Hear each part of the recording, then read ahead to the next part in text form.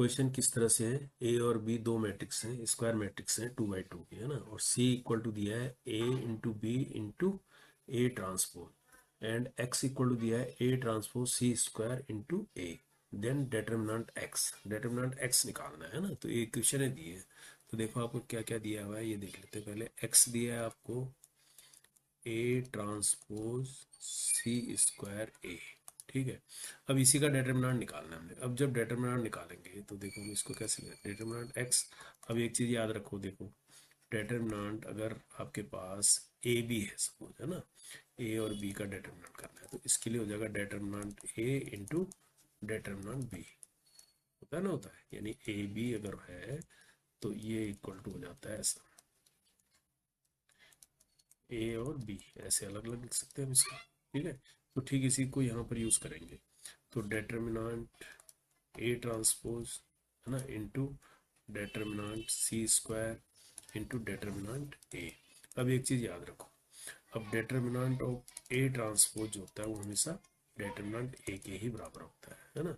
अगर ट्रांसपोज का डेटर्मिनेंट निकालें तो हमेशा ये इसी के बराबर आता है, ये इसके बराबर। और दूसरा, अगर डेटर्मिनेंट सी स्क्वायर है, सी स्क्वायर का मतलब क्या है, डेटर्मिनेंट सी इंटू डेटर्मिनेंट सी, ये तो होगा इसका मतलब, है ना, ये है। तो इसका मतलब हम इसको ऐसे लिखते हैं, डेटर्मिनेंट सी को बाहर से स्क्वायर कर सकते हैं, तो ये भी एक चीज़ आ जाएगी।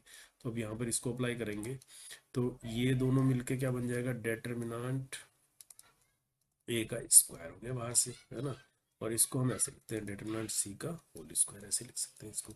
ये आ गया डेटर्मिनेंट एक्स, ठीक है, समझ गए यहाँ तक। अब आपको देखो सी दिया हुआ है, सी क्या दिया है, इसको इक्वेशन नंबर 1 मान लो। अब सी आपको दिया है ए बी ए ट्रांसपोज, है ना। अब इसको भी हमें डेटर्मिनेंट सी चाहिए, तो यहाँ से अगर डेटर्मिनेंट सी करेंगे इसको भी इसी को यूज करेंगे, ये वाला, है ना, यानी determinant A into determinant B into determinant A transpose. तो ए ट्रांसपोज तो इसी के बराबर हो जाएगा, यानी डेटर्मिनेंट ए का होल स्क्वायर हो जाएगा, ये हो जाएगा डेटर्मिनेंट बी, ये आ गया डेटर्मिनेंट सी, ठीक है। अब ये इक्वेशन 1 और 2 आ गई। अब 2 की वैल्यू को जो है डेटर्मिनेंट सी को हम किस में रख दें, इक्वेशन 1 में रख देंगे, हमें डेटर्मिनेंट एक्स चाहिए ना, समझ गए होंगे। डेटर्मिनेंट एक्स जो है इक्वल टू हो जाएगा डेटर्मिनेंट ए का होल स्क्वायर है ये, ठीक है, और इस सी की जगह ये रखा जाएगा एक पूरा, यानी डेटर्मिनेंट ए का whole square into determinant B, और फिर बाहर से भी होल स्क्वायर है, ऐसे तो है ये। तो ये क्या आ जाएगा, देखो ये भी स्क्वायर जब खुलेगा तो 4 टाइम्स आ जाएगा ये, और 2 टाइम्स ये है ही, तो डेटर्मिनेंट ए कितनी टाइम्स आ जाएगा, 6 टाइम्स आ जाएगा, है ना। और यहाँ पर क्या बचेगा, डेटर्मिनेंट बी का होल स्क्वायर, ये बचेगा। तो अब ये निकालना है आपके लिए, इसके ए और बी दो मैट्रिक्स दे रखी है आपको, है ना, ए और बी मैट्रिक्स दे रखी है आपको। ए कितना दे रखा है, देखो ए दे रखा है √2 1 -1 √2, ये दे रखा है आपको ए।